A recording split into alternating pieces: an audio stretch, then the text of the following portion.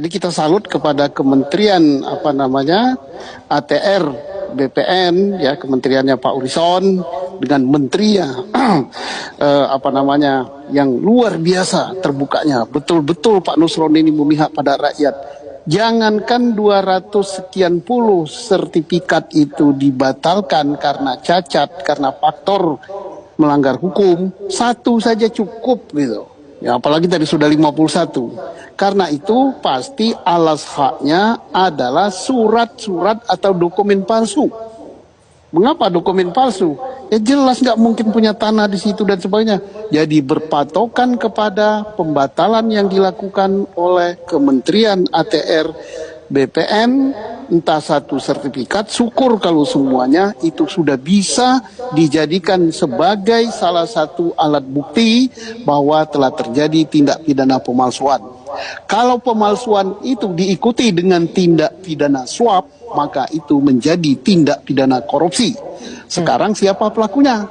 Ya pelakunya jelas itu mulai dari si lurah itu tadi, lurah ngotot itu tadi, lurah mana itu Kohot. Nah, lurah Kohot dia udah ngaku pasti dia ngeluarin dokumen itu. Kemudian siapa lagi? Usut saja siapa yang nerima.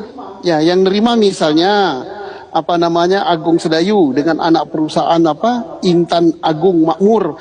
Ya nggak mungkin lah nenek moyangnya punya tanah di situ. Kalau nggak mungkin nenek moyangnya punya tanah, dia pasti beli. Belinya pasti nggak beres. Notarisnya pasti kena juga itu. Nah, jadi udah gampang usutnya. Usut saja bisa dari dokumennya ATR, kemudian bisa juga dari mulai siapa yang memagari itu, siapa yang membayar, siapa yang nyuruh, duitnya dari siapa, kemudian terkait dengan perusahaan apa. Sudah terang benderang ini, seperti makan siang pakai lampu petromak, dukungan perintah presiden sudah ada. Presiden itu yang membawahi Polri yang tertinggi. Dukungan politik dari Ketua DPR sudah. Dukungan dari Komisi 4 sudah. Dukungan dari Kementerian ATR sudah.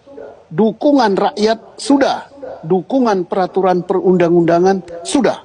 Nah, kalau masih tidak juga dilakukan, berarti ada suatu kekuatan yang bisa menggeser dukungan-dukungan tersebut. Kekuatan apa itu aku tak tahu.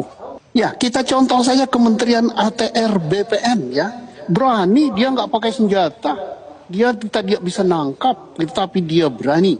Lah malulah institusi yang diberi kewenangan oleh rakyat melalui undang-undang boleh menangkap, punya senjata api, boleh segala macam melakukan upaya paksa, tapi diam saja. Nah, inilah yang harus kita ungkap ini. Mengapa diam saja gitu kan?